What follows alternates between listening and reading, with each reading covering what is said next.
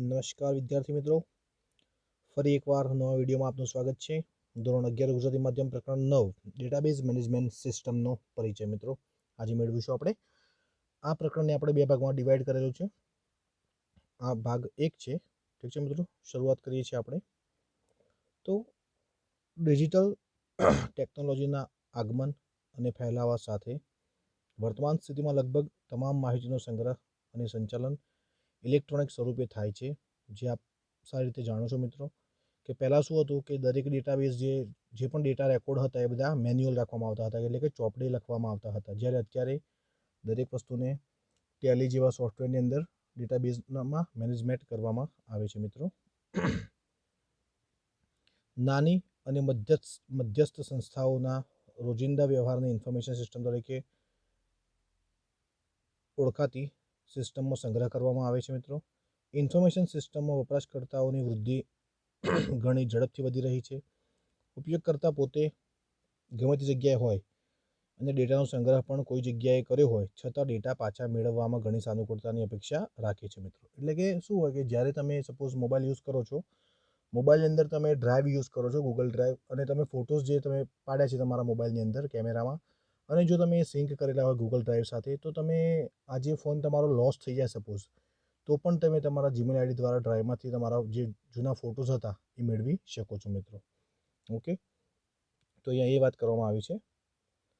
સંસ્થાઓ વૈશ્વિક બનવા માટે ઇન્ફોર્મેશન સિસ્ટમ હાલમાં સંસ્થાના વ્યવહારોનો સંગ્રહ જાળવણી પૂરતી મર્યાદિત રહેતી નથી, કે જે સંસ્થાના રજિસ્ટર્ડ ફાઇલ્સની જાળવણીને બદલે સમજવામાં આવતી હતી મિત્રો। સર્ચ એન્જિન આપ જાણતા હશો, search engine Google, Yahoo, Bing એ બધા સર્ચ એન્જિન છે। આરક્ષણ પદ્ધતિ, ઓનલાઈન બેન્કિંગ તમે યુઝ કરતા જ હશો, ઓનલાઈન ટિકિટ ટેક્સની ચૂકવણી, એટલે જેટલી પણ ઓનલાઈન જે પ્રક્રિયાઓ થતી હોય એ બધી, અને સ્ટોક ટ્રેડિંગ સિસ્ટમ એવી સિસ્ટમના ઉદાહરણો છે જેમાં એક જ સમયે એક સાથે કરોડો ઉપયોગકર્તા તેનો ઉપયોગ કરે છે મિત્રો। આ જે ઇન્ફોર્મેશન સિસ્ટમનો ઉપયોગ અનિવાર્ય બની ગયો છે।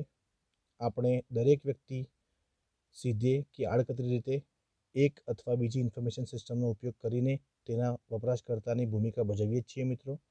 ડૉક્ટર્સ, એન્જિનિયર્સ, શોપિંગ સેન્ટરના માલિકો, બેન્કિંગ એજન્ટો બ્રોકિંગ એજન્ટો, કેળવણીકારો અને વિદ્યાર્થીઓ વગેરેમાં કોઈ પણ તેમાંથી બાકાત રહ્યા નથી મિત્રો। આજે આપણી જ વાત કરીએ તો આપણે શું કરી રહ્યા છીએ, અત્યારે હાલ ઓનલાઈન પ્લેટફોર્મનો ઉપયોગ કરી રહ્યા છીએ મિત્રો। કઈ રીતે? તો આજે હું વિડીયો બનાવી રહ્યો છું એ એક પ્રકારનો રેકોર્ડ જ છે કે જે યુટ્યુબ પર સંગ્રહ થશે, યુટ્યુબના ડેટાબેઝમાં સંગ્રહ થશે અને પછી તમે જોઈ શકશો મિત્રો। ઓકે, આજે નિર્ણયો લેવામાં ઇન્ફોર્મેશન સિસ્ટમ એક મજબૂત અને મદદરૂપ સાધન બની રહ્યું છે। કોઈપણ શક્ય શ્રેષ્ઠ નિર્ણય લેવા માટે દરેક વ્યક્તિને સમયસર સાચી, નિશ્ચિત અને સંબંધિત માહિતીની જરૂર રહે છે મિત્રો।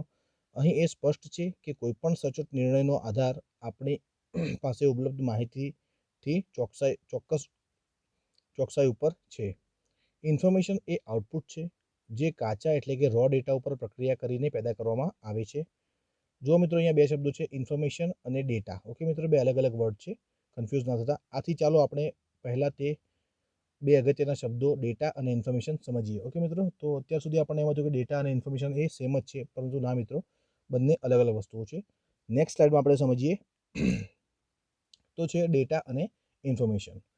તો અહીંયા જોઈએ તફાવત બંનેનો, ડેટા શું છે અને ઇન્ફોર્મેશન શું છે મિત્રો। તો ઘણા સમયે ડેટા અને ઇન્ફોર્મેશન શબ્દોનો ઉપયોગ અદલાબદલી કરીને એટલે કે એક્સચેન્જ કરીને કરવામાં આવે છે। આથી બંને શબ્દોનો સ્પષ્ટ અર્થ સમજવો જરૂરી બને છે મિત્રો। ચાલો આપણે પહેલાં તેની શક્ય વ્યાખ્યાઓ દ્વારા ડેટા અને ઇન્ફોર્મેશન શબ્દને સમજીએ મિત્રો। દરેક પ્રકારની હકીકત, આંકડાઓ અને વ્યક્તિઓની વિશેષ વિગત, જગ્યાઓ, વસ્તુઓ અથવા પ્રસંગોને ડેટા કહેવામાં આવે છે મિત્રો। સમજણ પડી? ફરી એકવાર જોઈએ તો દરેક પ્રકારની હકીકતો, બરાબર, આંકડાઓ અને વ્યક્તિઓ વિશેની વ્યક્તિઓની વિગત, જગ્યાઓ, વસ્તુઓ અને પ્રસંગોને ડેટા કહેવામાં આવે છે। ડેટા જુદા જુદા કોઈપણ સ્વરૂપમાં હોઈ શકે છે મિત્રો, ખાસ યાદ રાખજો। તે મૌખિક, લેખિત, કમ્પ્યુટરીકરણ કરેલા અથવા ન કરેલા પણ હોઈ શકે છે। ડેટા તેના મૂળ સ્વરૂપમાં ખાસ ઉપયોગી હોતા નથી। ડેટા ઉપર કોઈ યોગ્ય પ્રક્રિયા કરીને તેને ઉપયોગી અર્થપૂર્ણ ઇન્ફોર્મેશનના સ્વરૂપમાં પેદા કરી શકાય. નિર્ણય લેવાની પ્રક્રિયામાં ડેટાની અગત્યતા સમજીને અનેક સંસ્થાઓ તેને ધંધાની એક અગત્યની સંપત્તિ માને છે મિત્રો. બીજી બાજુ ઇન્ફોર્મેશન વ્યાખ્યાયિત એ રીતે કરી શકાય કે ડેટા ઉપર પ્રક્રિયા કરીને મેળવેલું જ પરિણામ. બરાબર મિત્રો. તો ડેટા શું છે? તો એક રો મટીરિયલ, એટલે કે ઘણી બધી વિગતો, રેકોર્ડ્સ છે આપણી પાસે, એને શું કહીશું? ડેટા. પરંતુ ઇન્ફોર્મેશન ક્યારે બનશે? તો ડેટા ઉપર આપણે કોઈ પ્રક્રિયા કરીશું, એટલે કે પ્રોસેસ કરીશું, ત્યારે શું બનશે? ઇન્ફોર્મેશન. ઓકે. તો ડેટા ઉપર પ્રક્રિયા કરીને મેળવેલું જરૂરી પરિણામ એને શું કહેવામાં આવશે? ડેટા. આનો અર્થ એ થાય છે કે ઇન્ફોર્મેશન બીજું કંઈ નથી પણ પ્રક્રિયા કરેલા ડેટા છે. ઓકે મિત્રો, સિમ્પલ વસ્તુ છે. ઇન્ફોર્મેશન આપણને ઉપયોગી છે કારણ કે તે નિર્ણય લેવામાં પાયો બનાવે છે. ઓકે મિત્રો, સાચી અને સંબંધિત ઇન્ફોર્મેશનના આધારે સમયસર લીધેલા નિર્ણય આપણને ખૂબ ફાયદાકારક હોઈ શકે છે મિત્રો. ઓકે. બીજી બાજુ અધૂરી કે ખોટી ઇન્ફોર્મેશનના આધારે લીધેલા નિર્ણય ધંધાને ખરાબ અસર પણ કરી શકે છે મિત્રો. બરાબર. હવે આનું એક્ઝામ્પલ જોઈએ આપણે, તો સપોઝ તમે શેર બજારનું કંઈ કરતા હોય, ઓકે, તમે સ્ટોક એક્સચેન્જનું કંઈક કરતા હોય, બરાબર, ઓનલાઈન મોબાઈલમાં. તો હાલ તમે કઈ રીતે ઇન્ફોર્મેશન મેળવશો આની? તો તમે નેટ ઉપર સર્ચ કરશો કે ભાઈ XYZ કંપનીના શેર પહેલાં કેટલા હતા, હવે શું સ્ટેટસ છે. બરાબર. તો આ બધી માહિતીના તમે જો ઇન્ફોર્મેશન તમારી પાસે હશે આ બધી, તો તમે કયું શેર ખરીદવું, કયું શેર બાય કરવું, સેલ કરવું, એ બધી માહિતી તમને એ ડેટા પરથી મળી શકે છે. ચાલો આપણે એક બીજા ઉદાહરણ દ્વારા ડેટા અને ઇન્ફોર્મેશનનો ખ્યાલને સ્પષ્ટ રીતે સમજીએ. ઓકે મિત્રો, ધારો કે તમે અને તમારી સ્કૂલની ટીમ સ્કૂલના દરેક વિદ્યાર્થીને જન્મદિવસની શુભેચ્છા મોકલવાનો નિર્ણય લે છે. ઓકે. આ વિચાર અમલ માટે તમારે દરેક વિદ્યાર્થીની જન્મ તારીખ ભેગી કરવાની જરૂર પડે છે, જેમ કે 10મી સપ્ટેમ્બર 1998. આ ઉદાહરણ ભેગી કરેલી જન્મ તારીખોનો ડેટાનું કામ આપે છે. જો આ 10મી સપ્ટેમ્બર હોય, આજે 10મી સપ્ટેમ્બર હોય, તો આજે આ તારીખે જે છોકરાનો કે છોકરીનો જન્મ તારીખ હોય તેના નામ તમે શોધશો. તમારી યાદીમાં નામનો સેટ ઇન્ફોર્મેશન તરીકે કામ આપશે. ઓકે મિત્રો, તો આપણે તારીખ પરથી શું શોધ્યું? નામ. ઓકે. તો આ શું કહેવાય? રેકોર્ડ આપણી જોડે શું હતો? તો ડેટનો, બર્થ ડેટનો. બરાબર. પણ એના પરથી આપણે શું શોધ્યું? તો કે છોકરીના નામ, જે તારીખે બર્થડે હતા એમના. બરાબર. તો અહીંયા ઇન્ફોર્મેશન થઈ કહેવાય. હવે સમજીએ ડેટા બેઝ અને ડેટા મોડેલ. ઓકે. તો આપણે ડેટા અને ઇન્ફોર્મેશન બાબત અહીં શીખ્યા. બરાબર. આપણે ડેટા અને ઇન્ફોર્મેશન બાબત અહીં શીખ્યા. પછી ચાલો આપણે ડેટાબેઝ તરફ નજર કરીએ. ઓકે. હવે આવી ડેટાબેઝની વાત. આપણે બધા આપણી રોજિંદા જિંદગીમાં એક અથવા વધારે પ્રકારના ડેટાબેઝનો ઉપયોગ કરીએ છીએ. આપણે આપણા મિત્રો અને સંબંધીઓની ફોન નંબર અને સરનામા ધરાવતી ડાયરી ઘરે રાખીએ છીએ. જો કે અત્યારે કોઈ રાખતું નહીં હોય, બધાના મોબાઈલમાં જ હશે. એ જ પ્રકારે સ્કૂલમાં દાખલ કરેલા વિદ્યાર્થીઓનો બધા વિદ્યાર્થીઓની માહિતી તમારી સ્કૂલમાં રાખતા હશો, રાઈટ? તમારે કોઈ પણ જો સ્ટુડન્ટની ડિટેલ જોઈતી હોય તો એ મયુરભાઈને કહો, તો મયુરભાઈ તમને શોધી આપશે, રાઈટ? દરેક વિદ્યાર્થીઓનો સ્કૂલમાં હાજરી બાબતે રેકોર્ડ સ્કૂલ વડે જાળવવામાં આવતો હશે. ઓકે મિત્રો, હોય જ છે દરેક જગ્યાએ. ભારત સરકાર દ્વારા આધાર પ્રોજેક્ટમાં દરેક નાગરિકને એક અજોડ, એટલે કે યુનિક આઈડી, ઓળખ નંબર આપી રહી છે, એટલે કે આધાર નંબર આપી રહી છે. આ રીતે દરેક વ્યક્તિની માહિતી સાચવવામાં આવે છે. પાસપોર્ટ ઓફિસમાં ઇસ્યુ કરેલા પાસપોર્ટની માહિતી જાળવે છે.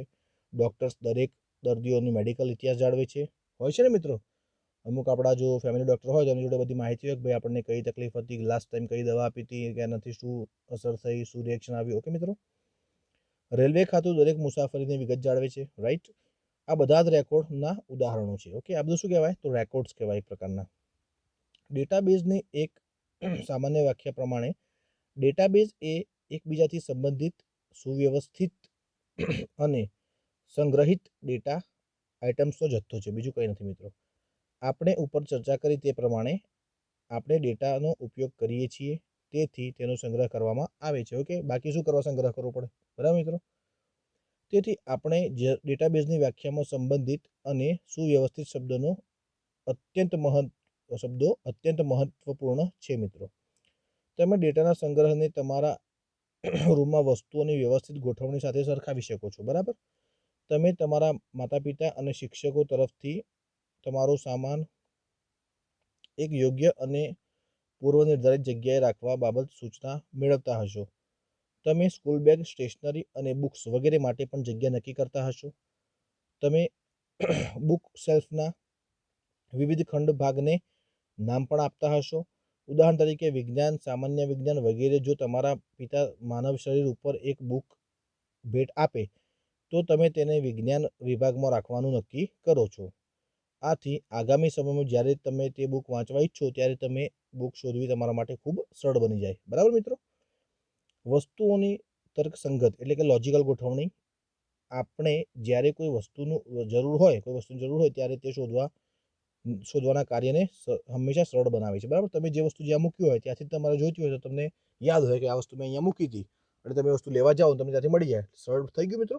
એ રીતે જેમ કે તમારી બુક્સ જેમ કબાટમાં કપડાની તર્કસંગત ગોઠવણી પણ જરૂરી છે. જો કે તમે અહીં નોંધ કરી હશે કે બુક શેલ્ફ અને ગોઠવણી સામાન્ય રીતે અલગ અલગ હોઈ શકે છે. ઓકે, ઘરેણા, રસોડામાં વાસણોનો સંગ્રહ કરવાનું નિયત સ્થળ અલગ માળખું ધરાવે છે. ઉપરના ઉદાહરણો દર્શાવે છે કે જે વસ્તુઓનો સંગ્રહ કરવાનો હોય તેના આધારે રાખીને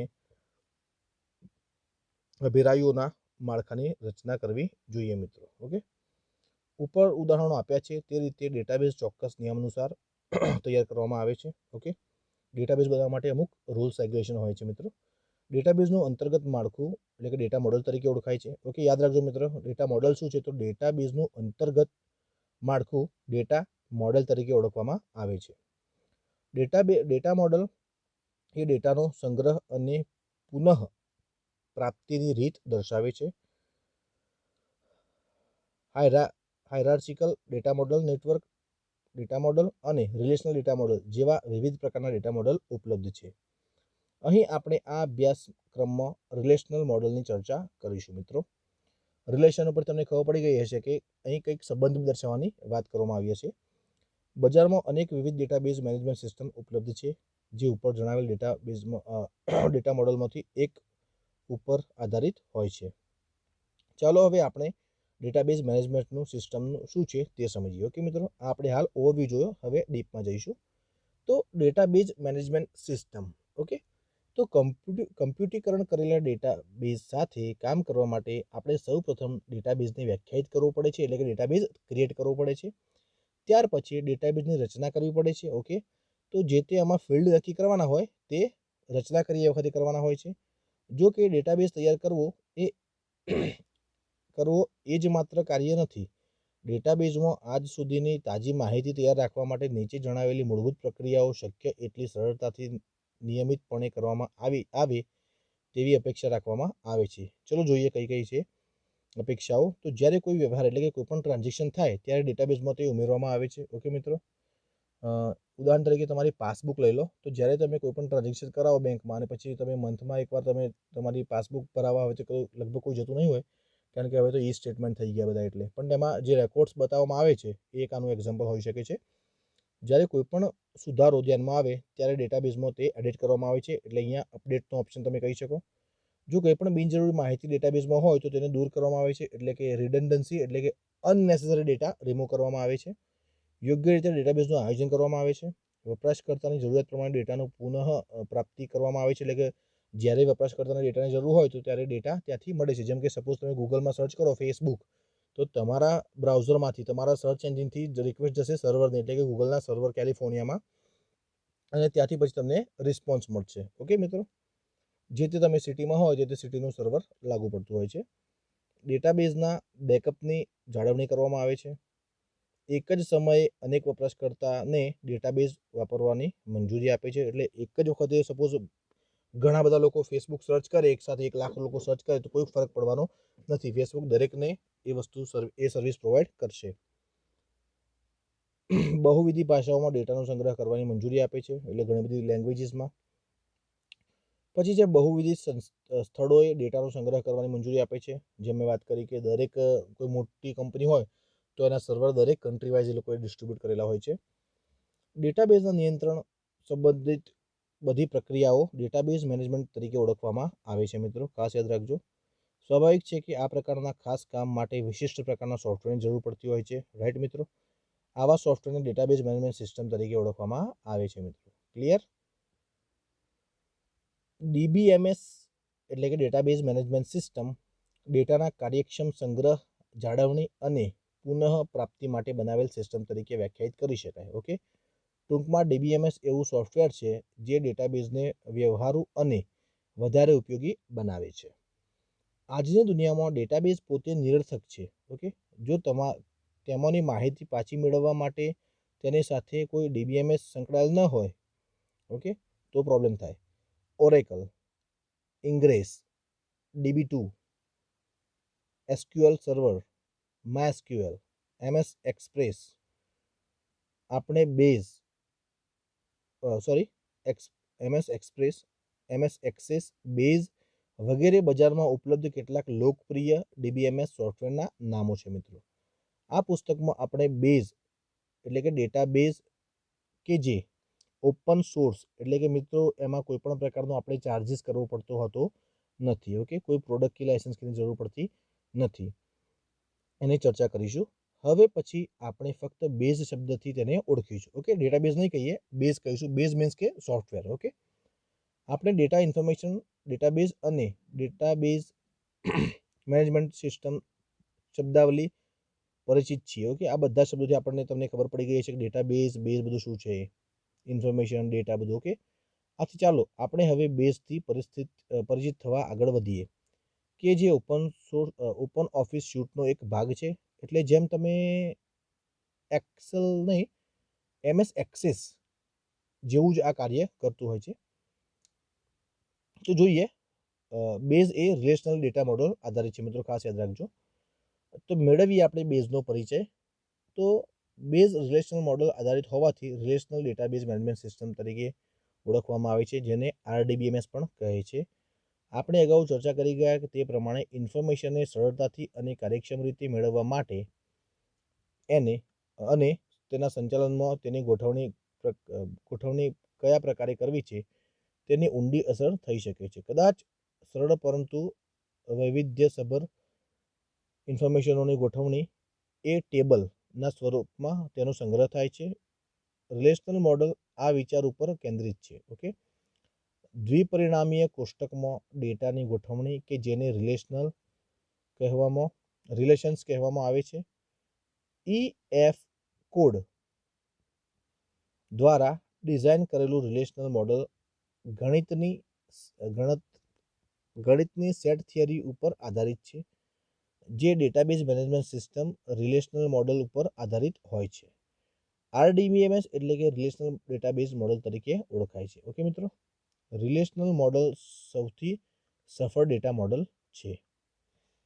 રિલેશનલ ડેટા મોડલની સફળતા પાછળનું કારણ તેની સરળતા છે. ઓકે, તેમાં ડેટાનો સંબંધ સમજવો અને તેના ઉપર કાર્ય કરવું ઘણું સરળ છે મિત્રો. ઓકે, બેઝ એ સંબંધિત ડેટા ઓબ્જેક્ટ્સનો સંગ્રહ છે, જે ટેબલમાં શું હોય, તો તમારો ડેટા જ હોય પણ ટેબ્યુલર સ્વરૂપે હોય, કોલમ અને રોના સ્વરૂપે. ક્વેરીઝ, રિપોર્ટ્સ અને એપ્લિકેશન મોડ્યુલ્સથી ઓળખાય છે. ચાલો આપણે ઓબ્જેક્ટ કઈ રીતે બેઝમાં બનાવી શકાય તે બાબત ટૂંકમાં જાણીએ. આ બધા જ ઓબ્જેક્ટ્સની ઊંડાણપૂર્વક ચર્ચા આગળના પ્રકરણોમાં કરેલ છે. એટલે મિત્રો આ યાદ રાખજો કે બેઝનો આ બેઝ છે. ઓકે, બેઝ સોફ્ટવેર છે એનો આ બેઝ છે. ડેટાબેઝ મેનેજમેન્ટ સિસ્ટમ સમજવી હોય તો આ પાયાનું પ્રકરણ છે મિત્રો. હવે સમજીએ ટેબલ. તો જુઓ, નીચે એક ટેબલ તમને બધા આપેલા જ છે.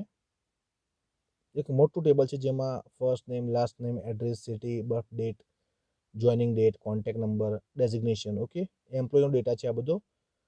તો સમજીએ આપણે. બેઝ એ RDBMS હોવાથી ડેટાબેઝમાં ડેટાનો સંગ્રહ કરવા માટે ટેબલ એક મૂળભૂત એકમ છે. ઓકે, ડેટાબેઝ ક્યાં સેવ થશે, તો ટેબલની અંદર. ટેબલની રચના સ્તંભ અને હાર એટલે કે કોલમ અને રોના સ્વરૂપમાં કરવામાં આવે છે. ટેબલમાં કઈ ઇન્ફોર્મેશનનો સંગ્રહ કરવો એ સ્તંભમાં શીર્ષક એટલે કે કોલમ ટાઇટલ્સ. કોલમ ટાઇટલ એટલે કોલમ જે હોય એનું જે ફર્સ્ટ લાઇન હોય, ફર્સ્ટ રો, એને શું કહેવામાં આવે છે, તો કોલમ ટાઇટલ્સ. ઓકે મિત્રો, શું રાખવા તેનો નિર્ણય કરવા માટે ડેટાબેઝ ડિઝાઇનરે સૌપ્રથમ ડેટાબેઝની એન્ટિટીઝ નક્કી કરવી પડશે. એન્ટિટીઝ મીન્સ કે જે first name, last name, address એ બધું છે એ, જેના વિશેની માહિતી ડેટાબેઝમાં સંગ્રહ કરવાની છે. ઉદાહરણ તરીકે કર્મચારીની હાજરી માટે સિસ્ટમના ડેટાબેઝની ડિઝાઇન તૈયાર કરતા સમયે આપણા મગજમાં સૌપ્રથમ એન્ટિટી આવે તે છે કર્મચારી. ઓકે, ડેટાબેઝમાં દરેક કર્મચારીની વિગતનો સંગ્રહ કરવો પડે છે. આ વિગત હારના સ્વરૂપમાં સંગ્રહ થાય છે. હાર એટલે કે રો, આડી રો. ઓકે મિત્રો, દરેક એન્ટિટી સામાન્ય રીતે કેટલાક એટ્રીબ્યુટ હોઈ શકે છે. તો એન્ટિટીના એટ્રીબ્યુટને સ્તંભના સ્વરૂપે રાખવામાં આવે છે. રિલેશનલ મોડલ ડેટા જેવી રીતે રજૂઆત કરવામાં આવે છે અને ટેબલના વિવિધ ભાગોને કયા પદોથી ઓળખવામાં આવે છે તે આકૃતિ 9.1માં દર્શાવ્યું છે. મિત્રો આ જુઓ નીચે. તો રેકોર્ડ એટલે કે જે તમારો ડેટા છે એનું શું કહેવાય, અંદરનો જે ડેટા છે એનું શું કહેવાય છે, રેકોર્ડ. અને જે ઉપર જે આપે છે તો એ field name, first name, last name, address, city, બરાબર. તો એ ફિલ્ડ નેમ છે આપણા. ઓકે, આકૃતિ 9.1 એટલે જે આપણે પાછળ જોઈએ આકૃતિ, એમાં એની વાત કરવામાં આવી છે. તો આકૃતિ 9.1માં જોઈ શકાય છે કે એન્ટિટીના એટ્રીબ્યુટ ફિલ્ડ તરીકે ઓળખવામાં આવે છે. આમ કર્મચારી એટલે કે એમ્પ્લોય ટેબલમાં first name, last name, address, city, birth date, joining date, contact number અને ડેઝિગ્નેશન ફિલ્ડ છે. ઓકે મિત્રો, આ બધા જ ફિલ્ડના સમૂહ એક રેકોર્ડ બનાવે છે. આ રીતે અન્યા ગાંગલે 15 શુભ બંગલો, એસજી રોડ, અમદાવાદ, 12/10/1978, પછી મોબાઈલ નંબર છે, પછી તારીખ છે એટલે કદાચ જોઈનિંગ ડેટ હોઈ શકે, ત્યારબાદ રિલેશનશિપ મેનેજર એટલે કે ડેઝિગ્નેશન છે, અને એ એક રેકોર્ડ છે. ઓકે મિત્રો, તો આ એક રોનો આખો રેકોર્ડ છે. હવે સમજીએ ફોર્મ્સ. તો ફોર્મ્સ એટલે શું? તમે ફોર્મ ફિલઅપ કરતા હશો ને ઓફલાઈન, બરાબર. તો જોઈએ આપણે ટેબલમાં નવા રેકોર્ડ ઉમેરવાની, પ્રવર્તમાન રેકોર્ડમાં ફેરફાર કરવાની અને ટેબલમાં ઉપલબ્ધ રેકોર્ડ જોવાની જરૂર પડે છે. ઓકે મિત્રો, તો ફોર્મ એ એક ઓબ્જેક્ટ છે. મિત્રો યાદ રાખજો, ફોર્મ એ ઓબ્જેક્ટ છે જે ડેટાબેઝમાં દાખલ એટલે કે એન્ટર કરવાની અને ટેબલમાં રહેલ ડેટા સુધારા વધારા એટલે કે એડિટિંગ કરવાની અથવા કાઢી નાખવાની એટલે કે ડિલીટ કરવાની સગવડતા પૂરી પાડે છે. ઓકે, તેમાં ફોર્મેટ, સ્ટાઇલ અને રેડિયો બટન, લિસ્ટ બોક્સ જેવા વિવિધ વિજેટ્સનો સમાવેશ થાય છે. ઓકે, જે ડેટા સાથે ટેબલની સરળતાની અને વ્યવસ્થિત રીતે રચના કરવાની સગવડતા પૂરી પાડે છે. મિત્રો હવે સમજીએ ક્વેરીઝ. ઓકે, તો કોઈ ડેટાબેઝ પર્યાવરણમાં પૂછવામાં આવેલ પ્રશ્ન ક્વેરી તરીકે ઓળખાય છે. ક્વેરી એટલે શું મિત્રો? તો કોઈ ડેટાબેઝ પર્યાવરણમાં પૂછવામાં આવેલો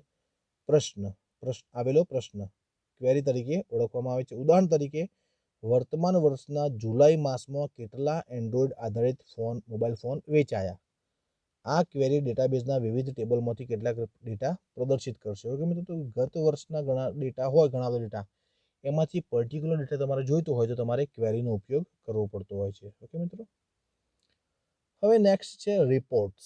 ઓકે, તો બેઝમાં ક્વેરીનું આઉટપુટ હાર અને સ્તંભના સ્વરૂપમાં પ્રદર્શિત થાય છે, એટલે કે રો અને કોલમમાં પ્રદર્શિત થાય છે.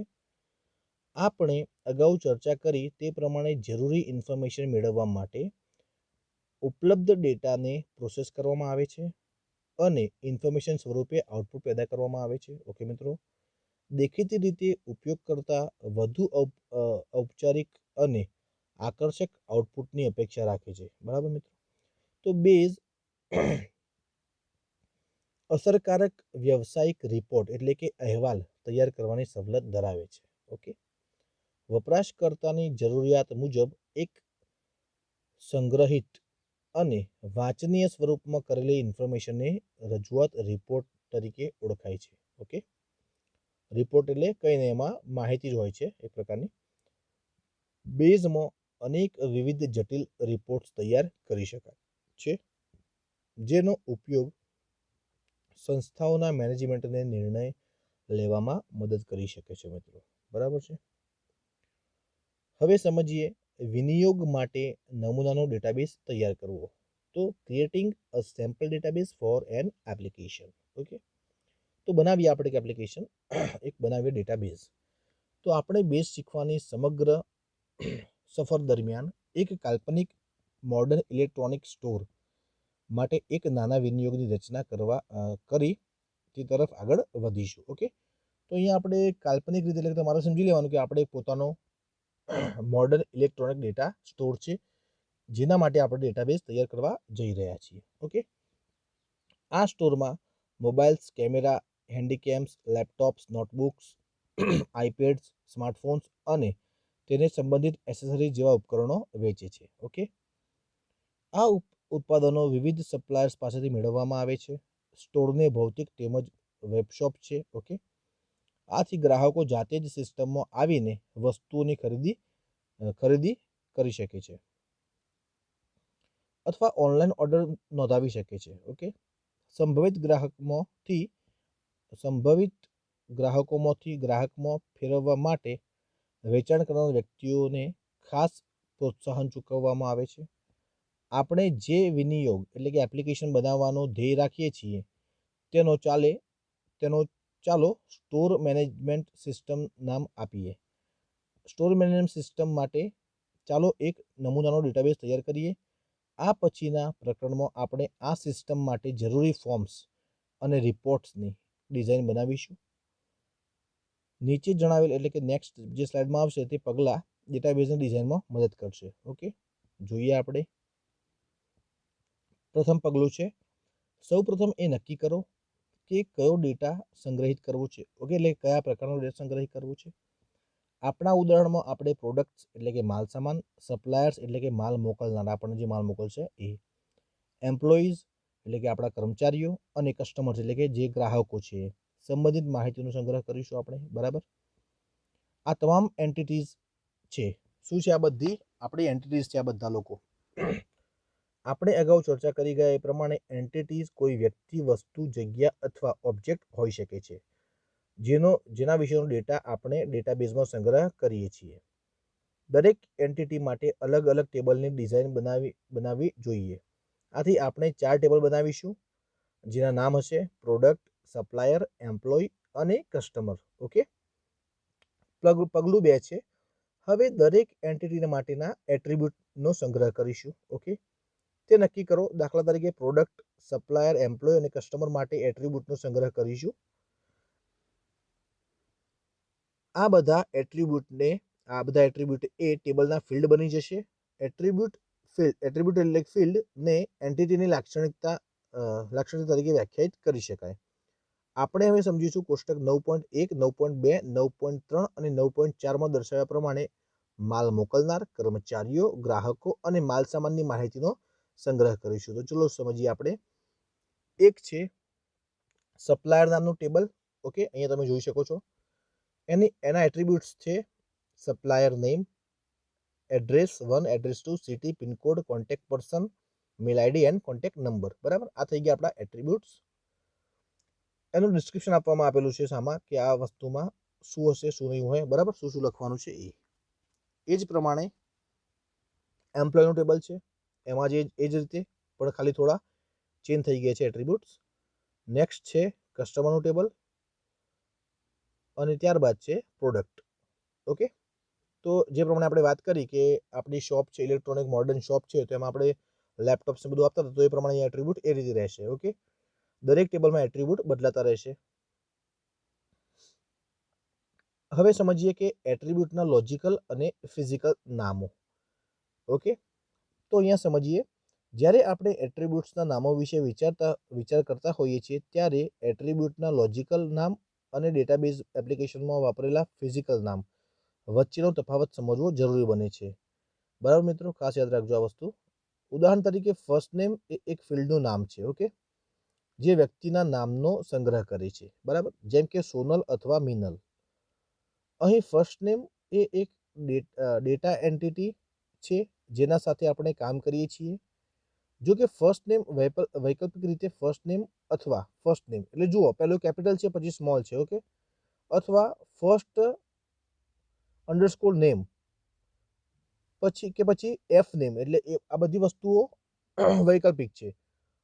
એફ નેમ લખાય તો પણ વાંધો નથી, કે જ્યાં સુધી આપણે વિચારીને એ સમજી શકીએ છીએ કે તે વ્યક્તિના નામનો નિર્દેશ કરે છે. બરાબર મિત્રો, તમે જે વસ્તુ ત્યાં ડિક્લેર કરો છો, જે પણ નામ તમને ખબર હોવી જોઈએ કે હું જો અહીંયા આ લખીશ આ વસ્તુ, તો આ જગ્યાએ સ્ટોર થશે અથવા આ જગ્યાએ આ ડેટાબેઝ હોય છે.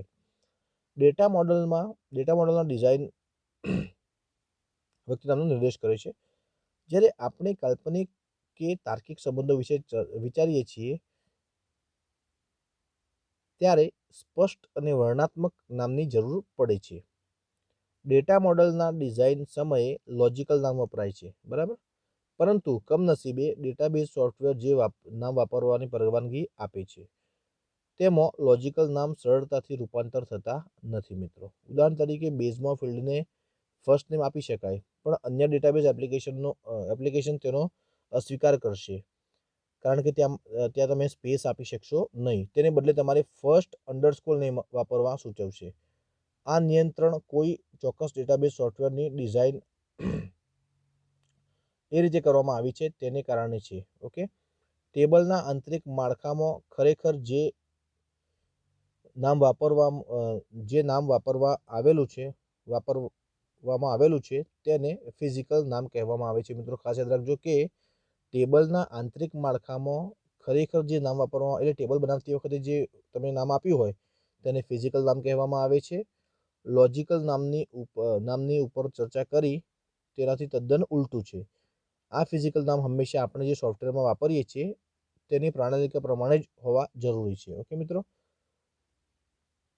નીચે જણાવેલ પ્રણાલિકાને અનુસરીને એટ્રીબ્યુટના નામ રાખવાથી ડેટાબેઝની ડિઝાઇનને અન્ય ડેટાબેઝ સોફ્ટવેરમાં વાપરવામાં સવલત રહેશે. આપણા કિસ્સામાં બેઝ સોફ્ટવેર છે. ઓકે, તો ચલો સમજીએ. તો બધા એટ્રીબ્યુટ્સના નામ અક્ષરથી શરૂ કરો. ઓકે, સૌપ્રથમ તો બીજું છે કે અનુગામી અક્ષરો માટે અક્ષરો, અંકો અથવા અંડરસ્કોર ચિહ્ન વાપરો. બરાબર, બે શબ્દો વચ્ચે જગ્યાનો ઉપયોગ ન કરો, એટલે કે સ્પેસનો ઉપયોગ ન કરવો. બરાબર, પણ તેના બદલે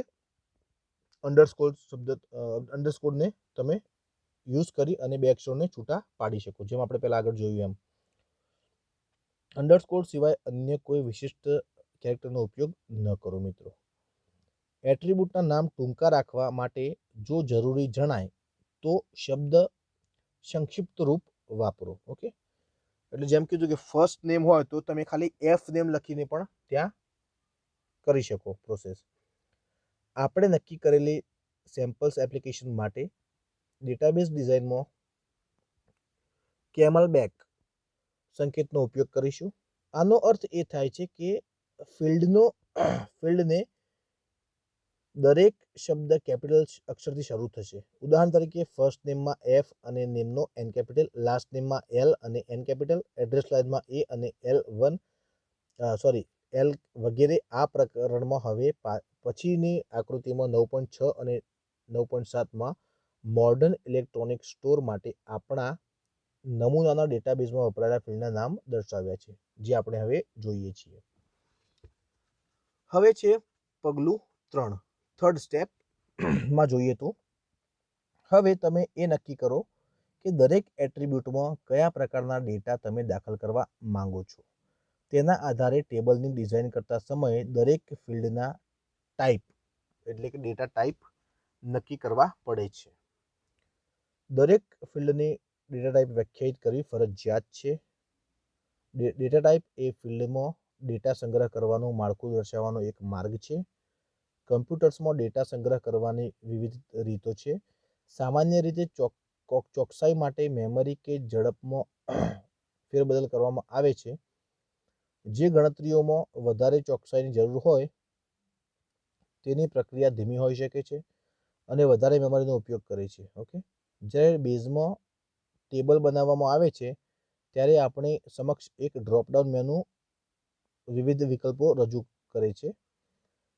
આપણે કયા પ્રકારના એટ્રીબ્યુટનો સંગ્રહ કરવો છે તેની પસંદગી આપે છે. અહીં આપણે જે પસંદગી કરીએ છીએ તેની ડેટાબેઝની કામગીરી ઉપર અસર થશે. આપણે જે ટેબલ વિશે ચર્ચા કરી તેમાં તેમાં આકૃતિ 9.2, 9.3, 9.4 અને 9.5માં દર્શાવ્યા પ્રમાણે નમૂનાનો રેકોર્ડ ઉમેરો. બેઝમાં ઉપલબ્ધ ડેટા ટાઈપની ચર્ચા આપણે પછી કરીશું.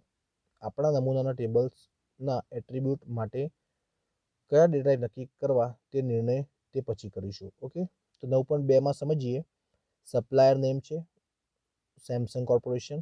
એડ્રેસ લાઈન અહીંયા છે 1 અને 2. સિટી છે મુંબઈ. પિનકોડમાં નંબર.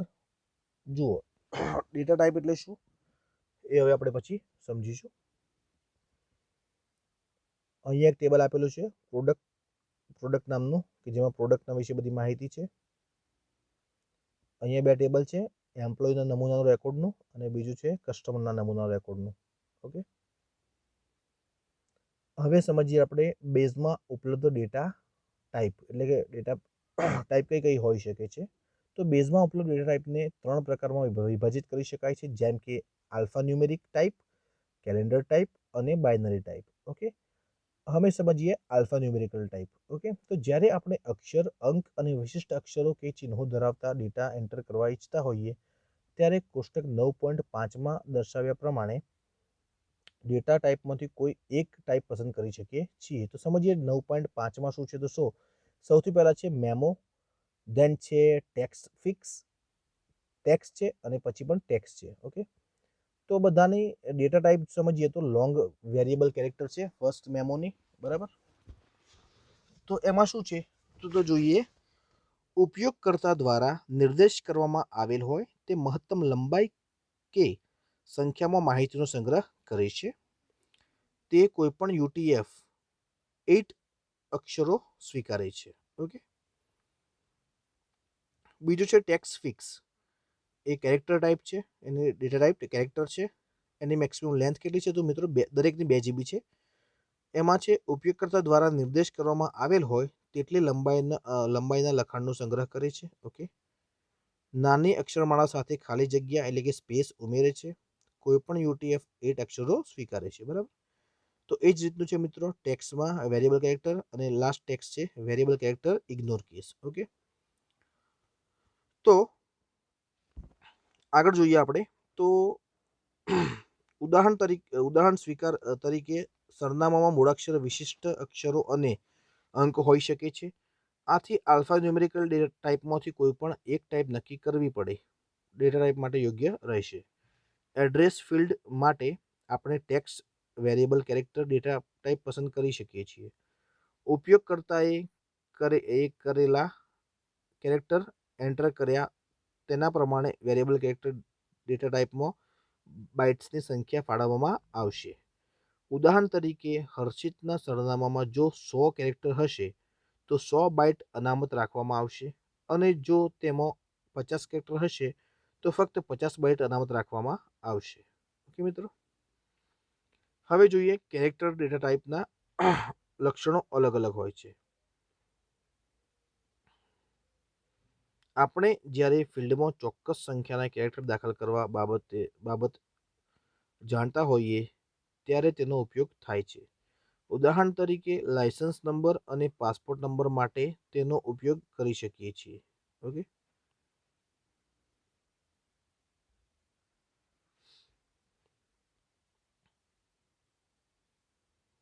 કારણ કે તેમાં ચોક્કસ સંખ્યામાં કેરેક્ટર હોય છે. કેરેક્ટર ડેટા ટાઈપના લક્ષણો અલગ હોય છે. જ્યારે આપણે ફિલ્ડમાં ચોક્કસ કોઈ સંખ્યાના કેરેક્ટર દાખલ કરવા બાબત જાણતા હોઈએ ત્યારે તેનો ઉપયોગ થાય છે. ઓકે, કોનો તો કેરેક્ટર ટાઈપનો. ઓકે, ઉદાહરણ તરીકે લાયસન્સ નંબર અને પાસપોર્ટ નંબર માટે આપણે તેનો ઉપયોગ કરી શકીએ છીએ. કોનો તો કેરેક્ટર ટાઈપનો, કારણ કે તેમાં ચોક્કસ સંખ્યા એટલે કેરેક્ટર હોય છે. જો કે કેરેક્ટર ડેટા ટાઈપ કેરેક્ટરની સંખ્યા વાપરી શકાય તેની ઉપર મર્યાદા છે. ઓકે, જ્યારે આપણે સમજ્યા તમે મિત્રો આમાં શું કહેવામાં છે કે જ્યારે પર્ટિક્યુલર ફિક્સ નંબર તમારે કોઈ બી ટેક્સ્ટ બોક્સ હોય તમારું કે ભાઈ એન્ટર યોર લાયસન્સ નંબર, તો લાયસન્સમાં શું હોય પર્ટિક્યુલર કેરેક્ટર ફિક્સ હોય કે લાયસન્સ નંબર આટલા આંકડો, જેમ કે મોબાઈલ નંબર 10 આંકડાનો હોય, બરાબર, તો ત્યાં પણ તો એ પ્રમાણે લાયસન્સ નંબર જે હોય તે અમુક આંકડાઓનો ફિક્સ હોય છે. તો એટલા આંકડા તમે ત્યાં સેટ કરી શકો છો. તો એટલા એનાથી ઓછા કે એનાથી વધારે આંકડા એ સિસ્ટમ સ્વીકારશે નહીં. ઓકે, એવી પરિસ્થિતિમાં આપણે કેરેક્ટરનો ઉપયોગ કરીએ છીએ. જ્યારે આપણે કોઈ વર્ણનાત્મક ડેટાનો સંગ્રહ કરવાનો હોય, જેમ કે 255 કરતાં વધારે અક્ષરો હોય, તો મેમો ડેટા ટાઈપનો આપણે વધારે ઉપયોગી બને છે. આ ડેટા ટાઈપમાં 64,000 અક્ષરો સુધી કોઈપણ શાબ્દિક માહિતીનો સંગ્રહ કરી શકાય છે. મિત્રો યાદ રાખજો, શેમાં? મેમોની અંદર. જ્યારે કોઈ ફિલ્ડ સર્ચમાં વપરાય અને તે અનિશ્ચિત હોય કે ઉપયોગકર્તા જે માહિતી શોધવાની હોય તે લોઅર કેસમાં કે અપર કેસમાં દાખલ કરશે, તો ટેક્સ્ટ વેરિયેબલ કેરેક્ટર ઇગ્નોર કેસનો ઉપયોગ વધારે કાર્યક્ષમ રહેશે. ઓકે, એટલે એ કહેવામાં જ આવે છે ઇગ્નોર કેસ મતલબ કે જે અપર કેસ અને લોઅર કેસ હોય છે તેને ઇગ્નોર કરે છે. ઓકે, ઉદાહરણ તરીકે વ્યક્તિના પ્રથમ નામ કે છેલ્લા નામનો સંગ્રહ ટેક્સ્ટ વેરિયેબલ કેરેક્ટર ઇગ્નોર કેસમાં કરી શકાય. કારણ કે આપણું નામ જે હોય છે એમાં આપણે શું કરીએ છીએ, આપણું પ્રથમ જે હોય છે આલ્ફાબેટ, આપણે એને કેપિટલ કરીએ છીએ, બાકી બધા સ્મોલમાં લખતા હોઈએ છીએ. બરાબર મિત્રો, અહીં નોંધ કરો કે આલ્ફા ન્યુમેરિકલ કેરેક્ટરનો સંગ્રહ કરવા માટે કોમ્પ્યુટર્સમાં અલગ અલગ રીતો હોય છે.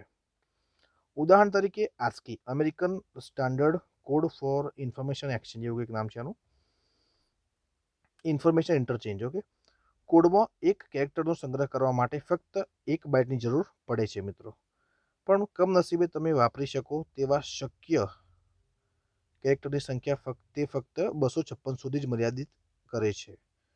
જો કે તે ઘણા ખરા વિનિયોગ માટે આ સંખ્યા પૂરતા પ્રમાણમાં હોવા છતાં, જો તમે ગુજરાતી અથવા હિન્દી ભાષાના કેરેક્ટર જેવા એક્સેન્ટ્સનો કેરેક્ટરનો સેટનો વપરાશ કરવા માંગો છો તો તે ઓછા પડે છે. જો કે વધારે સંખ્યામાં કેરેક્ટર વાપરી શકાય તેવા ધારાધોરણો બનાવેલા છે, જેમ કે યુનિકોડ એક કેરેક્ટરના સંગ્રહ માટે વધારે બાઇટ વાપરે છે. UTF એટલે કે યુનિકોડ ટ્રાન્સફોર્મેશન ફોર્મેટ ઉપયોગ કરીને બેઝ આલ્ફાન્યુમેરિકલ કેરેક્ટરનો સંગ્રહ કરે છે, જે ASCII યુનિકોડ બંને સાથે સુસંગત છે. આંતરિક ગણતરી પ્રમાણે બેઝ દરેક કેરેક્ટર માટે 1 અથવા વધારે બાઇટ્સ વાપરે છે. ઓકે, જ્યારે બેઝ તમને કોઈ ચોક્કસ ફિલ્ડની લેન્થ પૂછે છે, લેન્થ એટલે કે લંબાઈ, ઉદાહરણ તરીકે કર્મચારીની અટક, તો તે કેટલા બાઇટની ફાળવણી કરવી તે પૂછતું નથી, પણ તમે કેટલા કેરેક્ટરનો સંગ્રહ કરવા ઈચ્છો છો તે પૂછે છે. ઓકે, ખરેખર કેટલા બાઇટનો ઉપયોગ થશે તે સોફ્ટવેર નક્કી કરે છે. ઓકે મિત્રો, ન્યુમેરિક ટાઈપ હવે સમજીએ. તો આંકડાકીય માહિતીનો સંગ્રહ કરવા માટે આ ડેટા પ્રકારનો ઉપયોગ થાય છે. મિત્રો તમે સમજી ગયા હશો, આંકડાકીય એટલે કે મોબાઈલ નંબર છે, પછી એડ્રેસમાં પણ આપણે નંબરનો એટલે જે જગ્યાએ નંબરનો ઉપયોગ કરવાનો છે ત્યાં આપણે ન્યુમેરિક ટાઈપનો ઉપયોગ કરીશું. જેમ કે વિદ્યાર્થીઓના ગુણ, કર્મચારીનો પગાર, હાલમાં ઉપલબ્ધ માલનો જથ્થો કે કોઈ વ્યક્તિના બેંકના ખાતાની શિલ્લક. ઓકે મિત્રો, આટલી જગ્યાએ આપણે ન્યુમેરિક ટાઈપનો ઉપયોગ કરી શકીએ છીએ. આપણે અગાઉ ચર્ચા કરી ગયા છીએ કે આલ્ફા ન્યુમેરિકલ ડેટા ટાઈપમાં કેટલા બાઇટનો ઉપયોગ થતો તે હકીકતમાં સોફ્ટવેર નક્કી કરે છે, પણ તમે જ્યારે સંખ્યાની કિંમતનો સંગ્રહ કરો છો ત્યારે તે પ્રમાણે બનતું નથી મિત્રો. બરાબર, આ એક મોટો ડિફરન્સ છે. સંખ્યાનો સંગ્રહ અલગ અલગ રીતે કરવાથી ઓછા અથવા વધારે બાઇટ્સની જરૂર પડે છે. બાઇટની સંખ્યાનો ઉપયોગ અને સંખ્યા ચિહ્ન સાથે કે ચિહ્ન વગર છે, તેના આધારે ન્યુમેરિક ડેટા ટાઈપના એટ્રીબ્યુટ નક્કી કરવામાં આવે છે. આ બંને મુદ્દાઓને ધ્યાનમાં રાખીને તેના આધારે તેમાં સમાવી શકાય તેવી શક્ય કિંમત એટલે કે સીમા મીન્સ કે રેન્જ એની નક્કી કરી શકાય છે. બેઝ અનેક પ્રકારના ન્યુમેરિક ડેટા ટાઈપની સગવડતા પૂરી પાડે છે, જેમ ચિહ્ન સાથે ચિહ્ન વગરની સંખ્યા, અલગ અલગ સંખ્યા બાઇટમાં વાપરે છે. સંખ્યાના સંગ્રહ માટે સૌથી ઓછી મેમરી વપરાશ કરવાથી આપણે પાસે બુલિયન્સ નંબર બુલિયન નંબર છે. ઓકે, બુલિયન નંબર હકીકતમાં ફક્ત એક જ બીટ વાપરે છે, બાઇટ કરતાં પણ ઓછું મિત્રો.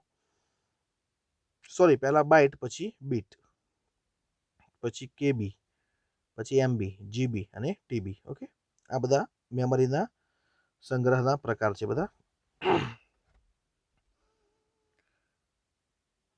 અને આપણે તેનો ઉપયોગ હા કે ના પ્રકારના ડેટા સંગ્રહ કરવા માટે વાપરીએ છીએ. જેમ કે મોબાઈલ વાઈફાઈ શક્તિમાન એટલે કે અનેબલ છે કે નહીં પ્રકારના પ્રશ્નના જવાબ માટે. ઓકે, એટલે મોબાઈલ અંદર જો વાઈફાઈ છે કે નહીં, વાઈફાઈ અવેલેબલ હોય તો હા અને ના હોય તો ના. ઓકે, બીજી બાજુએ આપણા પાસે ફ્લોટિંગ પોઈન્ટ નંબર એટલે કે ફ્લોટ પોઈન્ટ એટલે પોઈન્ટવાળી વેલ્યુની વાત કરવામાં આવી છે અહીંયા, જેવા એટ્રીબ્યુટ પણ છે, જે આપણને દશાંશ ચિહ્ન સાથેની સંખ્યા સંગ્રહ કરવાની પરવાનગી આપે છે મિત્રો. એટલે કે પોઈન્ટવાળી વેલ્યુ સેવ કરવાની પરવાનગી, સ્ટોર કરવાની પરવાનગી આપે છે. જેમ કે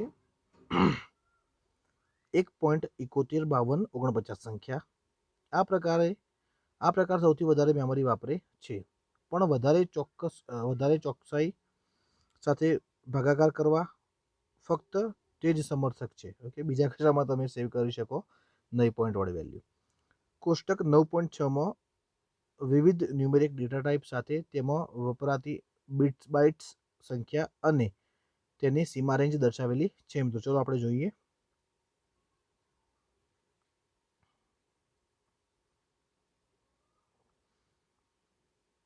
ફર્સ્ટ છે બુલિયન, જેની ડેટા ટાઈપ છે યસ ઓર નોમાં જવાબ આપશે આપણને.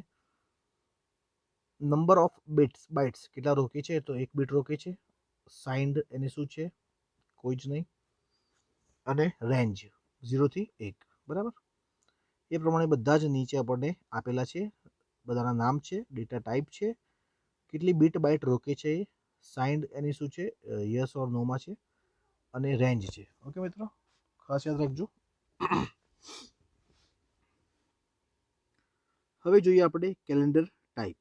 ઓકે, તો તમને કેલેન્ડર ટાઈપ પરથી, કેલેન્ડર શબ્દ પરથી ખબર પડી ગઈ હશે કે આમાં કંઈક મંથ, યર અને ડેટની વાત કરવામાં આવી હશે. બરાબર, ચલો સમજીએ. અન્ય એક મહત્વપૂર્ણ ડેટા ટાઈપ એ કેલેન્ડર ટાઈપ છે. તે વર્ષ, મહિનો, દિવસ, કલાક, મિનિટ, સેકન્ડનો નાનો અંશ એટલે કે ફ્રેક્શન્સ જેવી કેલેન્ડરની માહિતીનો સંગ્રહ કરવા માટે વપરાય છે. ઓકે, ડેટ આપણને સિસ્ટમો સંગ્રહ હોય છે, તે રીતે વર્ષ, મહિનો અને દિવસની માહિતી એન્ટર કરવાની પરવાનગી આપે છે. એ જ રીતે ટાઈમ એટ્રીબ્યુટ દિવસના સમયનો સંગ્રહ કરે છે, કલાક, મિનિટ અને સેકન્ડમાં. ઓકે, અંતમાં કોઈ ઘટનાનો દિવસ અને સમય બંનેની માહિતીનું રેકોર્ડિંગ કેટલીક પ્રક્રિયાની માંગ હોઈ શકે છે મિત્રો. ટાઈમ સ્ટેમ્પ એટ્રીબ્યુટની ડિઝાઇન એક સાથે બધી માહિતીનો સમાવેશ કરવાની છે. ઓકે, ટાઈમ સ્ટેમ્પ તમે યુઝ કરો તો ડેટ અને ટાઈમ બધું જ એમાં, date, time, year, second, fraction બધું જ આવી જાય. ઓકે, આપણા ડેટાબેઝના ઉદાહરણમાં જોઈનિંગ ડેટ અને બર્થ ડેટ માટે ડેટા ટાઈપ વાપરવી જોઈએ. ઓકે, કોષ્ટક 9.7માં કેલેન્ડર ટાઈપનું નામ અને વર્ણન આપેલા છે. ઓકે, તો જોઈએ ડેટ, ટાઈમ અને ટાઈમ સ્ટેમ્પ. તો ડેટ શું સ્ટોર કરે છે, તો it stores month, day and year information. Time શું કરે છે, તો સ્ટોર હવર એટલે કે કલાકો, minute and seconds information. Okay, જ્યારે ટાઈમ સ્ટેમ્પ છે એ સ્ટોર્ડ ડેટ એન્ડ ટાઈમ એટલે કે બંનેનું કોમ્બિનેશન છે એમાં. ઓકે મિત્રો, તો નવો ટોપિક છે બાયનરી ટાઈપ. ઓકે, આપણે બાયનરી નામ સાંભળ્યું જ હશે. ઓકે, તો બાયનરી લેંગ્વેજ એક મશીન લેવલ લેંગ્વેજ છે, જેમાં 0 અને 1નો સમાવેશ થાય છે. ઓકે, જે મશીન લેવલ લેંગ્વેજ પણ કહી શકાય. ચલો સમજીએ. એવી કોઈપણ માહિતી જે 0 અને 1ની શબ્દમાળા એટલે કે સ્ટ્રિંગ ઓફ ઝીરોઝ એન્ડ વન્સમાં હોય તેનો સંગ્રહ કરવા માટે બાયનરી ટાઈપ વપરાય છે મિત્રો. ડિજિટલ ચિત્રોનો અને ધ્વનિ આ ફોર્મેટ વાપરે છે. ઓકે, તો યાદ રાખજો, એક ઇમેજીસ અને ધ્વનિ એટલે કે ઓડિયો ફાઇલ્સ કયું ફોર્મેટ વાપરે છે, તો બાયનરી ફાઇલ. તે જેપીઈજી ઇમેજ કે MP3 ફાઇલ છે વગેરે. ઓકે, જો કે તમે કયા પ્રકારની ફાઇલનો સંગ્રહ કર્યો છે તેને ઓળખવાનો કોઈ પ્રયત્ન બેઝ નહીં કરે. ઓકે, બેઝ એટલે કે આપણું સોફ્ટવેર. અહીં એવું કહેવું છે કે ફાઇલ MP3 કે TIFF ફાઇલ છે તેની દરકાર કર્યા વગર બેઝ તેનો ઉમળકાભેર સંગ્રહ કરશે મિત્રો. ઓકે, આના પરિણામ રૂપ અર્થ એ થાય છે કે માહિતીનો સંગ્રહ કરવા માટે તમે બેઝ ડેટાબેઝનો ઉપયોગ કરી શકો છો. ઉદાહરણ તરીકે વસ્તુ કે કર્મચારીના ફોટા કે ધ્વનિનો નાનો અંશ અથવા અવાજ સ્વરૂપમાં સંદેશા. કોષ્ટક 9.8માં બાઇનરી ડેટા ટાઈપની વિગત આપેલી છે મિત્રો. તો જોઈએ નીચે આપણને જે વિગત આપી છે એમાં. તો સૌથી પહેલા નામ આપેલું છે આપણને અહીંયા ઇમેજ અને બાઇનરી ફિક્સ. ઓકે, એની ડેટા ટાઈપ છે લોંગ વેરિયેબલ બાઇનરી, બીજામાં છે બાઇનરી વેરિયેબલ બાઇનરી અને લાસ્ટમાં બાઇનરી. દરેકની લેન્થ મેક્સિમમ 2 GB સુધીની છે. ઇમેજ સ્ટોર્સ એની array of bytes, images, sounds etcetera. Okay, જ્યારે બાઇનરી સ્ટોર્સ એની એરે ઓફ બાઇટ્સ. ઓકે, અને બાઇનરી ફિક્સની વાત કરીએ તો સ્ટોર્સ એની array of bytes. Okay, same વસ્તુ જ છે. ચાલો હવે આપણે આપણી જરૂરિયાત પ્રમાણે ઇનપુટ ડેટા માટે ડેટા ટાઈપ નક્કી કરીએ. આકૃતિ 9.6 9.7માં સપ્લાયર, પ્રોડક્ટ, એમ્પ્લોય અને કસ્ટમર ટેબલના દરેક ફિલ્ડના ડેટા ટાઈપ નક્કી કરેલા છે. તો ચલો આપણે જોઈ લઈએ. તો અહીંયા સમજીએ. જુઓ, ફર્સ્ટ અહીંયા ટેબલ છે સપ્લાયરનું. ઓકે મિત્રો, સપ્લાયરમાં શું છે? Address, supplier name. તો અહીંયા શું કર્યું છે આપણે? ટેક્સ્ટ વેરિયેબલ ઇગ્નોર કેસ લીધો છે, બરાબર. કારણ કે આપણને આગળ માહિતી આપવામાં આવી હતી કે જ્યારે તમે કોઈ પણ એમ્પ્લોયનું કે કોઈ પણ વસ્તુનું નામ લેતા હોય ત્યારે તમે એમાં ઇગ્નોર કેસ વાપરી શકો છો, કારણ કે એમાં કેપિટલ અને લોઅર કેસ અને અપર કેસ બંનેનો ઉપયોગ થશે, જેનાથી સિસ્ટમને કોઈ ફરક પડશે નહીં મિત્રો. એડ્રેસ લાઇનમાં આપણે લીધું છે character, text variable character ignore case, same to same છે સિટી સુધી. પછી પિનકોડમાં આપણે ટેક્સ્ટ ફિક્સ કેરેક્ટર લીધું છે. પછી છે કોન્ટેક્ટ પર્સન નેમ, એમાં પણ ઇગ્નોર કેસ. મેલ આઈડીમાં ટેક્સ્ટ વેરિયેબલ કેરેક્ટર અને કોન્ટેક્ટ નંબરમાં ઇન્ટીજર, કારણ કે કોન્ટેક્ટ નંબરમાં કેમ ઇન્ટીજર? તો કે ત્યાં નંબર ઉમેરાશે, બરાબર. ત્યાં કોઈ ટેક્સનો કોઈનો સાંભળ્યો છે કે મોબાઈલ નંબર ટેક્સમાં હોય એવો? ન હોય, સિમ્પલ, બરાબર. એટલા માટે આપણે ઇન્ટીજર ઉપયોગ કર્યો. અહીંયા જોઈએ આપણે એમ્પ્લોયનું ટેબલ. તો એમ્પ્લોયમાં પણ જોઈ શકો છો તમે, બર્થ ડેટ જુઓ, ત્યાં આપણે ડેટ ઉપયોગ કર્યું છે અને જોઈન ડેટમાં પણ આપણે ડેટ ઉપયોગ કર્યું છે. ઓકે, બાકી બધું સમજાય એવું જ છે મિત્રો. અહીંયા પ્રોડક્ટમાં જોઈએ તો જુઓ, ચેન્જીસ આવ્યો છે record level. Okay, recorder level, selling price integer. Okay, small integer પણ યુઝ કર્યું છે અહીંયા. પ્રોડક્ટ ઇમેજ, પછી કેમેરા પિક્સલ સાઇઝ, એ પણ ઇન્ટીજર છે, કેટલા મેગાપિક્સલનો કેમેરો હોય એ પણ. પછી યસ, અહીંયા એક નવું છે touch screen, wifi enable. Okay મિત્રો, તો અહીંયા જુઓ આપણે બુલિયન યસ ઓર નોમાં અહીંયા જવાબ મળશે આપણને. ઓકે, FM સપોર્ટ કરે છે તો કે boolean yes or no. Okay, અને આમાં કાર્ડ હોલ્ડર કસ્ટમર ટેબલમાં તો કાર્ડ એની જોડે છે કે નહીં તો એ પણ બુલિયન આવશે. ઓકે, તો જ્યાં યસ અને નોમાં આપણે જ્યાં માહિતીનો સંગ્રહ કરવાનો હોય યસ અને નોમાં, તો ત્યાં આપણે બુલિયન ડેટા ટાઈપ ઉપયોગ કરીશું. ઓકે મિત્રો, જો આપણે એક નોંધ છે અહીંયા, જો આપણે જાણતા હોઈએ કે ફિલ્ડમાં માત્ર સંખ્યા જ છે પણ તે ફિલ્ડની કિંમત ઉપર આપણે તેને કોઈ પણ ગણતરી કે ક્રમ ગોઠવણીની અપેક્ષા ન હોય તો તેના માટે ટેક્સ્ટ ડેટા ટાઈપ વાપરવો વધારે સારો છે. આથી અહીં પિનકોડ અને મોબાઈલ નંબર ફિલ્ડ માટે ટેક્સ્ટ ડેટા ટાઈપ વાપરેલો છે. ઓકે, હા મિત્રો, સાચી વાત છે. અહીં એવું પણ વિચારો કે આપણા નમૂનાના ડેટાબેઝમાં પ્રોડક્ટ ટેબલના display size in inches field માટે આપણે ટેક્સ્ટ ડેટા ટાઈપ પણ વાપરી શકીએ છીએ. બેઝ 1, 12, 457 વગેરે જેવા ડેટા ઉમેરવાની પરવાનગી આપશે. પણ જ્યારે આપણે ડિસ્પ્લે સાઇઝ ફિલ્ડ્સ ઉપર રેકોર્ડનું સોર્ટિંગ કરીશું, જેની ચર્ચા હવેના પછીના પ્રકરણમાં આપણે કરેલી છે, તો આપણે તે સંખ્યાના ઉલટા ક્રમમાં એટલે કે 457, 12 અને 1 પરિણામ મેળવીશું. આનું કારણ એ છે કે બેઝ જ્યારે ટેક્સ્ટ ફિલ્ડની સંખ્યાને સોર્ટ કરે છે ત્યારે સંખ્યાને જમણી બાજુથી ડાબી બાજુ વાંચવાને બદલે ડાબેથી જમણે વાંચવાનું શરૂ કરે છે. આથી બેઝમાં સોર્ટ કરતા સમયે સૌથી જમણી બાજુનો અંક 457ના કિસ્સામાં 7 વાંચે છે અને તે પ્રમાણે શોર્ટિંગ કરે છે. ઓકે મિત્રો, હવે પગલું ચોથું છે, હવે તેમણે ડિઝાઇન કરેલા ટેબલની કી ફિલ્ડ નક્કી કરો. ટેબલનું એ ફિલ્ડ જેની અજોડ અગત્યતા હોય તે કી ફિલ્ડ તરીકે ઓળખાય છે. ઓકે મિત્રો, કોઈ પણ કંપનીની ઉત્પાદિત દરેક વસ્તુને મોડલ નામ આપવાનો હેતુ હોઈ શકે છે. આપણને તે એકબીજા ઉત્પાદનથી અલગ કરવામાં મદદરૂપ કરે છે. ઓકે, તમે મોડર્ન ઇલેક્ટ્રોનિક સ્ટોરની મુલાકાત લઈ સીધા સેમસંગ ગેલેક્સી 3 બતાવવાનું તમે કહી શકો છો.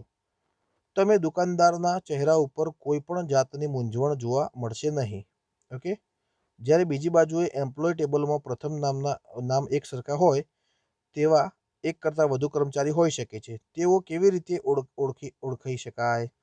આપણે ડેટાબેઝમાં આન્યાની વિગત પર પરત કરવા માટેની ક્વેરી ડેટાબેઝને કરી શકીએ છીએ, પણ ડેટાબેઝ આન્યા નામના એક કરતાં વધારે રેકોર્ડ પાછા આપી શકે છે. જો આન્યાના ડેટા એક કરતાં વધારે હોય તો એક કરતાં વધારે જો સરખા નામ હોય તો આ વસ્તુ બની શકે છે. પરિણામ જોઈને આપણે ગૂંચવણમાં પડી જઈએ કે આમાંની કઈ આન્યાની વિગત આપણને જોઈતી હતી. રાઈટ?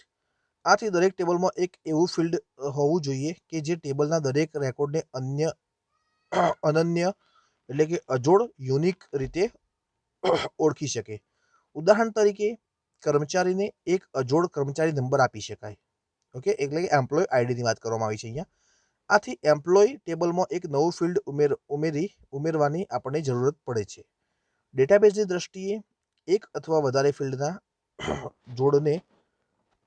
જોડાણ વડે દરેક રેકોર્ડને અજોડ રીતે ઓળખ માટે સક્ષમ બનાવે તેને પ્રાઇમરી કી તરીકે ઓળખવામાં આવે છે અને તેને પ્રાઇમરી કી કહેવામાં આવે છે. મિત્રો યાદ રાખજો, ડેટાબેઝની દ્રષ્ટિએ એક અથવા વધારે ફિલ્ડના જોડાણ વડે દરેક રેકોર્ડને અજોડ રીતે ઓળખ માટે સક્ષમ બનાવે તેને પ્રાઇમરી કી કહેવામાં આવે છે. તમે એમ પણ વિચારો કે ડ્રાઇવિંગ લાયસન્સ કે પાસપોર્ટ નંબર પ્રાઇમરી કી તરીકે કામ આપી શકે. બરાબર મિત્રો, પરંતુ નલ વેલ્યુ સાથેના અનેક રેકોર્ડ્સ હોઈ શકે છે. હંમેશા એ જરૂર નથી કે કર્મચારીની જ્યારે ભરતી થાય ત્યારે તેની પાસે ડ્રાઇવિંગ લાયસન્સ અથવા પાસપોર્ટ હોય. ઓકે, આકૃતિ 9.3માં પ્રોડક્ટ્સ ટેબલના નમૂના રેકોર્ડ્સ ઉપર હવે ફરી નજર કરો અને તમે ચોક્કસ નોંધ્યું હશે કે સ્માર્ટફોનની હાર્ડ ડિસ્કની ક્ષમતામાં કોઈ કિંમત આપણે દાખલ કરી નથી. આ માટે બે કારણો હોઈ શકે છે. સ્માર્ટફોનની હાર્ડ ડિસ્ક ક્ષમતા આપણે જાણતા ન હોઈએ અથવા તે ચોક્કસ એટ્રીબ્યુટ કોઈ કિંમત ધરાવતું હોય કે ન ધરાવતું હોય. આ પ્રકારની કિંમતને નલ વેલ્યુ કહેવામાં આવે છે. મિત્રો ખાસ યાદ રાખજો, નલ વેલ્યુ એટલે શું? નલ વેલ્યુ એટલે અજ્ઞાત, ઓકે, એટલે કે અનનોન કે ગેરહાજરી ખૂટતી કિંમત. ઓકે, પ્રાઇમરી કીની કિંમત ડુપ્લિકેટ વેલ્યુ તેમજ નલ વેલ્યુ ન હોઈ શકે. ઓકે મિત્રો, ખાસ યાદ રાખજો. આકૃતિ 9.6 અને 9.7માં સપ્લાયર, પ્રોડક્ટ, એમ્પ્લોય અને કસ્ટમર નામના 4 ટેબલ આપેલા છે. સપ્લાયર ટેબલમાં જોઈ શકાય છે કે તેમાં એવું કોઈ ફિલ્ડ નથી કે જે અજોડ કિંમત ધરાવતું હોય. આથી સપ્લાયર ટેબલમાં આપણે એક વધારેનું ફિલ્ડ એસ કોડ એટલે કે સપ્લાયર કોડ ઉમેરવું પડશે, જેથી સપ્લાયરનો દરેક રેકોર્ડ અજોડ રીતે ઓળખી શકાય. આપણે એસ કોડનું માળખું નક્કી કરવાની પણ જરૂર છે. ચાલો ધારો કે એક ફિલ્ડ છે કે જેમાં 4 કેરેક્ટર છે. પ્રથમ અક્ષર મૂળાક્ષર એસ હોવો જોઈએ અને બાકીના 3 અક્ષરો સંખ્યાનો નિર્દેશ કરે છે. આથી modern electronic સ્ટોરના સપ્લાયરને S001, S002, S003 વગેરેથી ઓળખી શકાય. રાઈટ મિત્રો? આ જ પ્રમાણે પ્રોડક્ટ્સ ટેબલમાં પી કોડ, એમ્પ્લોય ટેબલમાં ઈ કોડ અને કસ્ટમર ટેબલમાં સી કોડ એટ્રીબ્યુટ ઉમેરવું જોઈએ. ઓકે, તમે પ્રોડક્ટ ટેબલમાં જોઈ શકો છો કે મોડેલ નેમ જે છે તે પ્રોડક્ટ ટેબલ માટે પ્રાઇમરી કી તરીકે કામ કરી શકે છે. જો કે એ પણ લક્ષમાં આવ્યું હશે કે મોડેલ નેમમાં અક્ષરો ચોક્કસ સંખ્યામાં નથી અને દરેક પ્રોડક્ટ માટે આશરે 15 કરતાં વધારે અક્ષરોના નામ છે. જો આપણે દરેક પ્રોડક્ટ માટે 8 કેરેક્ટર ફાળવીએ તો આપણે 99999 પ્રોડક્ટને અજોડ રીતે દર્શાવી શકીએ। બરાબર મિત્રો, પહેલો અક્ષર પી હોઈ શકે છે। બરાબર, ટેબલની પ્રાઇમરી કી ડેટાબેઝના બહુવિધ ટેબલ સાથે સંબંધ સ્થાપિત કરવા માટે પણ વપરાય છે। બે ટેબલ વચ્ચે સંબંધ એટલે કે રિલેશન કઈ રીતે સ્થાપિત કરી શકાય તેની ચર્ચા આપણે પછીના પ્રકરણમાં કરીશું મિત્રો। બરાબર મિત્રો, દરેક ટેબલ માટે પ્રાઇમરી કી વ્યાખ્યાયિત કરવી જરૂરી છે। તેનાથી જે ટેબલનો જે ડેટા હશે એ અલગ તારવી શકાશે। કોઈપણ ટેબલની એક કરતાં વધારે પ્રાઇમરી કી ન હોઈ શકે। ઓકે, જો એક કરતાં વધારે ફિલ્ડનો સમન્વય એટલે કે જોડાણ કરી પ્રાઇમરી કી તરીકે કામ આપી શકે છે। ઓકે, આ રીતે બનાવેલી primary key composite primary key તરીકે ઓળખાય છે। મિત્રો યાદ રાખજો કે બે જે ફિલ્ડ હોય એનો સમન્વય કરીને જે બનાવવામાં આવી હોય તેને પ્રાઇમરી કી કહી શકાય છે, અને કેવી પણ કમ્પોઝિટ પ્રાઇમરી કી। ઓકે મિત્રો, આપણે એપ્લિકેશનમાં વપરાયેલા અન્ય ટેબલની ડિઝાઇન બાબતની ચર્ચા કરતા પહેલા આપણે બેઝનો ઉપયોગ કરીને અગાઉના ચર્ચા કરેલા ડેટાબેઝની ડિઝાઇન હવે નેક્સ્ટ પાર્ટ 2માં કરીશું। ઓકે મિત્રો, અત્યાર સુધી આપણે જે પણ ચર્ચા કરી એમાં આઈ હોપ તમને બધી ખબર પડી જ ગઈ હશે। જે ટોપિકમાં ખબર ન પડી હોય કોમેન્ટ કરજો, આપણે ફરી એના વિશે ચર્ચા કરીશું। સિમ્પલ છે, ડેટાબેઝમાં કંઈ ડેટા અને ઇન્ફોર્મેશનનો સમન્વય કરી અને કોલમ રોના પ્રમાણે ટેબલમાં ડેટા સંગ્રહ કરવાનો છે, બીજું કંઈ છે નહીં આમાં વધારે। ઓકે મિત્રો, તો મળીશું પાર્ટ 2માં, ત્યાં સુધી રજા આપશો। થેન્ક યુ, આભાર।